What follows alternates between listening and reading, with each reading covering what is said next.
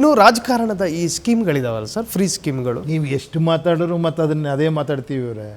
S ಹೇಳಿ, sir. ಈಗ ನಾನು ಅರ್ಹ ವ್ಯಕ್ತಿ ಅಲ್ಲ, ಅದು ಸರಿನಾ ತಪ್ಪ ಅಲ್ಲ ಸರ್, ಅದೊಂದು ದುರ್ಬಲ ನಿರ್ಧಾರ ಅಂತ ಕರೆಸ್ಕೊಳ್ಳ. ಅದನ್ನ ನೀವು ಹೆಂಗ್ ಬೇಕಾದ್ರೆ ತೊಗೊಬೋದು, ಕೆಲವ್ರಿಗೆ ಹೆಲ್ಪ್ ಆಗ್ತಿರ್ಬೋದು ಅದರಿಂದ. ಅದಕ್ಕೆ ಓಟ್ ಹಾಕ್ತೀವಿ ಅಂದರೆ ನಾವೇನೋ ಮಾಡೋಕ್ಕಾಗಲ್ಲ. ಮೋಸ್ಟ್ಲಿ ಅದು ಬೇಕಾಗಿರ್ಬೋದು ಅವ್ರಿಗೆ. ಇಲ್ಲಿ ನಾನು ಯಾರು, ನಾನೊಬ್ಬ ಪ್ರಜೆಯಾಗಿ ಹೇಳ್ತೀನಿ ಅಷ್ಟೇ. ನೋಡಪ್ಪ, ಇದು ಬೆಟ್ರ್ ಇದೆ. ಆಮೇಲೆ ನೀವು ಬರೀ ಉಪದೇಶ ಮಾಡ್ತೀರಾ ಅಂತಲ್ಲ, ನಾನು ಅದಕ್ಕೆಲ್ಲ ಮಾಡಿಬಿಟ್ಟಿದ್ದೀನಿ. ನಾನು ಒಂದು ಆ್ಯಪ್ ಮಾಡಿದ್ದೀನಿ, ತಲೆ ಕೆಡಿಸ್ಕೊಂಡಿದ್ದೀನಿ. ನನ್ನ ಪ್ರೋಸೆಸ್ ಒಂದು 9 ವರ್ಷದಿಂದ ಆಗಿದೆ. ದಡಾರಂತ ಬರೋದಲ್ಲ ಅದು. ಏನು ಹೇಳಿ, ನಾನು ಪಾರ್ಟಿ ಸ್ಟಾರ್ಟ್ ಮಾಡಿದ್ದೀನಿ. ಆಮೇಲೆ ಪಾರ್ಟಿಲಿ ಕ್ಯಾಂಡಿಡೇಟ್ ಸೆಲೆಕ್ಟ್ ಮಾಡೋದಕ್ಕೆ ಏನೇನೋ ಟ್ರೈ ಮಾಡಿದ್ದೀನಿ. ಆಮೇಲೆ ನನಗಲ್ಲಿ ಅನುಭವಗಳಾಗಿದೆ. ಫೈನಲ್ ಅನ್ಸಿರೋದು ಇದು, ನಿಮ್ಮ ಕೈಲೇ ಇರೋವಂಥದ್ದು ಇದು. ನೀವು ಅದು ಡೌನ್ಲೋಡ್ ಮಾಡ್ತೀವಿ, ನಿಮ್ಮ ಪಾರ್ಟಿ ಆಗಿರುತ್ತದು, ನೀವು ಹೈಕಮಾಂಡ್ ಆಗಿರ್ತೀರ. ಅರ್ಥ ಆಯ್ತಾ? Yes sir. ಇನ್ನು ನೀವು ಸಿನಿಮಾ ಕ್ಷೇತ್ರಕ್ಕೆ ಬಂದ್ಬಿಡೋಣ ಸರ್. ಸರ್, ಈಗ ಕೈಯಲ್ಲಿ ಎಷ್ಟು ಸಿನಿಮಾಗಳಿದೆ, ಪ್ರೇಕ್ಷಕರು ಜೊತೆಗೆ ನಿಮ್ಮ ಅಭಿಮಾನಿಗಳು ನಿರೀಕ್ಷೆ ಮಾಡ್ತಾ ಇದ್ದಾರೆ ಮುಂದಿನ ಹೊಸ? ಅಲ್ಲ, ನಂದು ಕಮಿಟ್ಮೆಂಟ್ಗಳು ಇವಾಗ 2 ಕನ್ನಡ ಸಿನಿಮಾದು ಸ್ಕ್ರಿಪ್ಟ್ ಫೈನಲೈಸ್ ಆಗಿದೆ. ಒಂದು ಫಸ್ಟ್ ಲೆವೆಲ್ ಅಂತ, ಇನ್ನೊಂದು ಸಿನಿಮಾ ಹೆಸರಿನ್ನೂ ಇಟ್ಟಿಲ್ಲ. 2 ಸಿನಿಮಾ ಇವಾಗ ಸ್ಟಾರ್ಟ್ ಮಾಡಬೇಕು ನೆಕ್ಸ್ಟ್ ಮಂತು. ನೆಕ್ಸ್ಟು ಒಂದು ತೆಲುಗು ತಮಿಳು 2 ಫಿಲಮ್ ಇದೆ ಆ್ಯಕ್ಚುಲಿ. ಅದರದ್ದು ಸ್ಕ್ರಿಪ್ಟ್ ಡಿಸ್ಕಷನ್ ನಡೀತಾ ಇದೆ. ಮೋಸ್ಟ್ಲಿ ಸದ್ಯಲ್ಲೇ ಫೈನಲೈಸ್ ಆಗಿದೆ. Next month June July August ಹಂಗೆ ಮಾಡಬೇಕು ಅಂತ ಅಂದ್ಕೊಂಡಿದ್ದೀನಿ. ನೋಡೋಣ.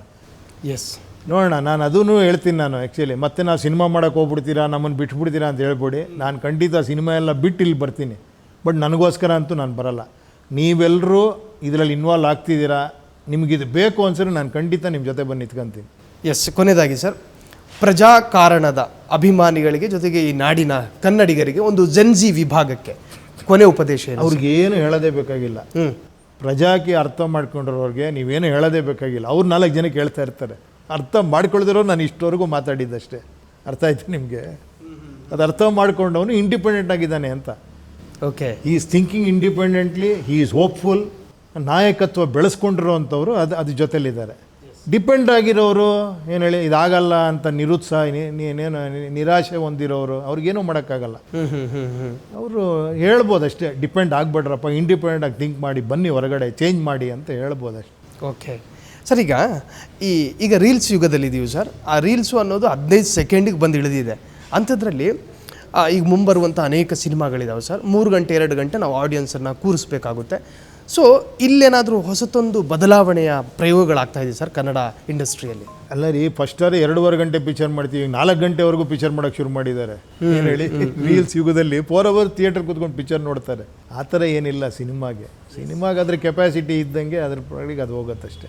ಎಸ್. ಇನ್ನು ಪ್ರಜಾಕಾರಣದ ಬಗ್ಗೆ ಸರ್, ಅದೇನಂದರೆ ಬದಲಾವಣೆ ತರಕ್ಕೆ ನಾನು ಯಾರು? ಈಗ ಚಿಕ್ಕ ಮಗು ಆದರೆ ನಾನು ಶರ್ಟ್ ಗಿರ್ಟೆಲ್ಲ ಹಾಕಿ ಅದನ್ನು ರೆಡಿ ಮಾಡಬೇಕು. ವೋಟಿಂಗ್ ರೈಟ್ಸ್ ಕೊಟ್ಟಿರೋದು ಎಷ್ಟು ವರ್ಷದ ಮೇಲೆ? 18 ಅಲ್ವಾ?